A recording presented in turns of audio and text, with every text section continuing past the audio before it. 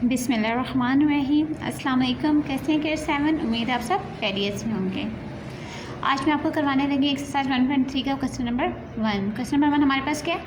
Find A union B and A intersection B if.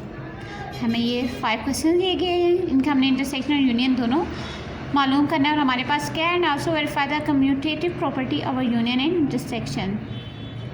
तो हमने इनका क्या है, कम्यूटेटिव प्रॉपर्टी हमने जो है फाइंड करनी है यूनियन और इंटरसेक्शन की। First of all commutative property हमारे पास क्या होती है? अब हमारे पास क्या है? Commutative property over union of set. तो हमने इसको क्या करना होता है, हमें इसका वेरीफाई करना होता है। वेरीफाई का मतलब क्या है? पहले हमने ए यूनियन बी लेना है, फिर बी यूनियन ए लेना है। इन दोनों को प्रूव करना है कि इन दोनों का आंसर सेम आता है या नहीं। ये हो गया है यूनियन की property, commutative property over union of sets. Next हमारे पास क्या है? Commutative property over intersection of sets. तो हमारे पास क्या इंटरसेक्शन ऑफ सेट्स है, तो इसमें हमने क्या करना है, A intersection B and B intersection A लेना है। इन दोनों को प्रूव करना है कि इन दोनों का आंसर सेम आता है या नहीं। तो सबसे पहले हमारे पास जो क्वेश्चन है वो है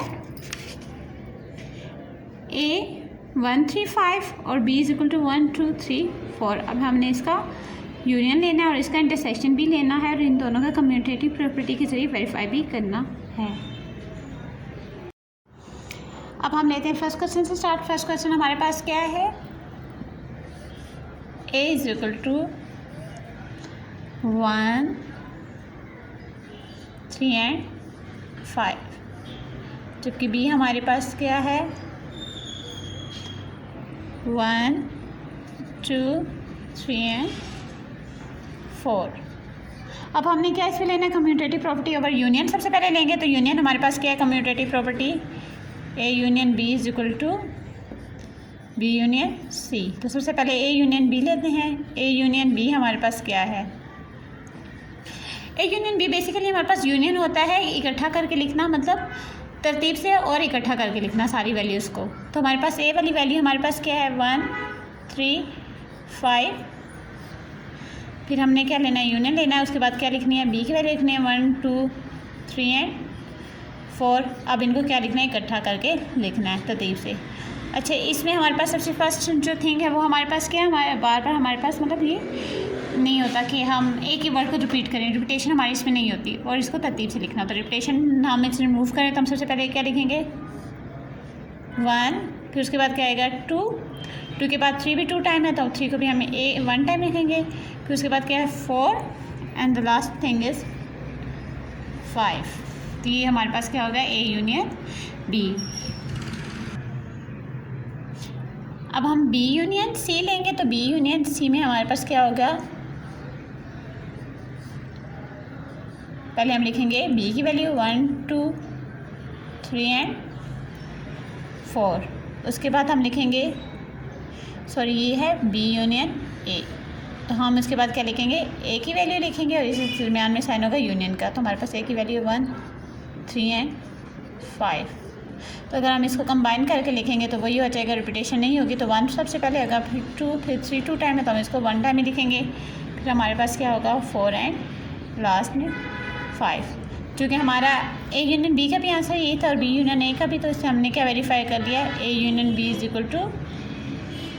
बी यूनियन ए। अब चूँकि हम कम्यूटेटिव प्रॉपर्टी ओवर यूनियन कर चुके हैं तो हम इंटरसेक्शन करेंगे। इंटरसेक्शन में हमारे पास क्या था? A intersection B = B intersection A. तो हम सबसे पहले लेंगे इंटरसेक्शन बी। तो ए की हमारे पास क्या वैल्यू है?